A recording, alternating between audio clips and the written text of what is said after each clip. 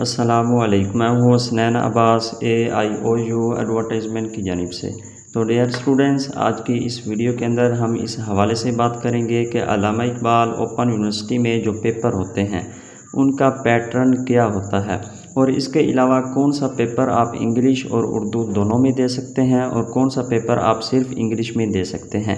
ये वाला सवाल बहुत सारे स्टूडेंट्स पूछ रहे हैं, तो इन तमाम बातों की डिटेल मैं आपको आज की इस वीडियो में देने वाला हूं। तो आपने वीडियो का कोई भी हिस्सा स्किप नहीं करना, वीडियो को मुकम्मल देखना है। चैनल पर पहली बार आए हैं तो चैनल को सब्सक्राइब कर देना है कि आपको घर बैठे अल्लामा इकबाल ओपन यूनिवर्सिटी की तमामी इंफॉर्मेशन मिलती रहे। तो आइए वीडियो को शुरू करते हैं। तो डियर स्टूडेंट्स, सबसे पहले मैं आपको पेपर पैटर्न के हवाले से बता देता हूँ ताकि आपको कुछ इंफॉर्मेशन मिल सके कि पेपर के अंदर कितने सवालात होते हैं और वो सवालात कहाँ कहाँ से आते हैं और कितने सवालात आपको लाजमी करने होते हैं और कितने इजाफी होते हैं।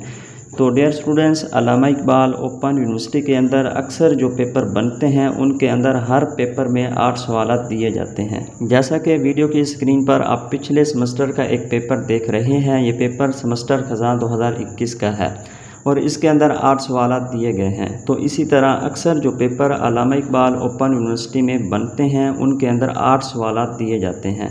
तो अब इन 8 सवालात में से 5 सवालात आपको लाजमी करने होते हैं और 3 आपको इजाफी दिए जाते हैं। तो अब बात कर लेते हैं कि ये वाले सवालात कितने चैप्टर से आते हैं और स्टूडेंट्स कितने चैप्टर तैयार करें ताकि उनके तमाम लाजमी सवालात हल हो जाएँ। तो तकरीबन तमाम पेपर के अंदर 8 जो सवालात होते हैं वो 8 मुख्तलिफ चैप्टर से लिए जाते हैं, यानी कि हर चैप्टर से तकरीबन एक सवाल लिया जाता है। और ओपन यूनिवर्सिटी में जो 3 क्रेडिट की बुक होती है उसके अंदर कुल 9 चैप्टर होते हैं।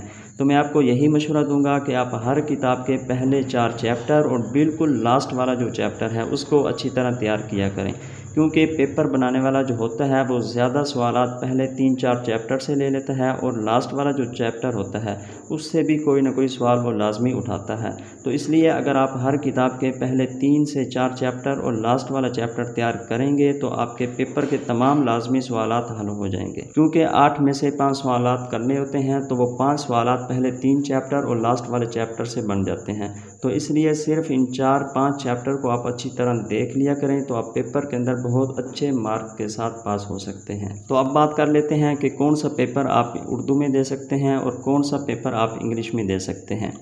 तो डियर स्टूडेंट, जिन कोर्स कोड की हेल्पिंग बुक्स आपको मार्केट के अंदर उर्दू में मिल सकती है, उर्दू में उसकी बनी हुई है, आप उसका पेपर उर्दू में दे सकते हैं। चाहे आपकी उस कोर्स कोड की जो किताब है वो इंग्लिश में है, फिर भी आप उसका पेपर उर्दू में दे सकते हैं। जैसे कि BA और BS प्रोग्राम के अंदर 14, 31 और 5403 कोर्स कोड है बेसिक ऑफ ICT का। इसका पेपर आप उर्दू और इंग्लिश दोनों में दे सकते हैं और इसका पेपर भी यूनिवर्सिटी उर्दू इंग्लिश दोनों में देती है। तो जिस लैंग्वेज के अंदर आप अच्छा पेपर हल कर सकते हैं उसी के अंदर आप अपना पेपर हल कर सकते हैं। और इसके अलावा 54-43 का भी बहुत सारे स्टूडेंट्स पूछ रहे थे, 94-42 का भी पूछ रहे थे और भी बहुत सारे कोर्स कोड हैं जिनका स्टूडेंट्स पूछ रहे थे कि उनका पेपर उर्दू और इंग्लिश में दे सकते हैं या नहीं। तो डियर स्टूडेंट्स, इन कोर्स कोड का पेपर आप उर्दू और इंग्लिश दोनों में दे सकते हैं। आप इसका पेपर उर्दू में भी दे सकते हैं। तो जिनकी हेल्पिंग बुक्स आपको मार्केट के अंदर उर्दू में मिल सकती है आप उसका पेपर भी उर्दू में दे सकते हैं। तो जो पेपर इंग्लिश का होता है, जैसा कि BA के अंदर 14, 23, 24 और 25 कोर्स कोड इंग्लिश के हैं और BS के अंदर 9407, 8 और 9 हैं, ये इंग्लिश की बुक है। तो इसका पेपर आप सिर्फ इंग्लिश में दे सकते हैं, आप इसको उर्दू में नहीं दे सकते, क्योंकि ये इंग्लिश की किताबें हैं तो इसका पेपर भी लाजमी तौर पर इंग्लिश में ही हल करना होगा।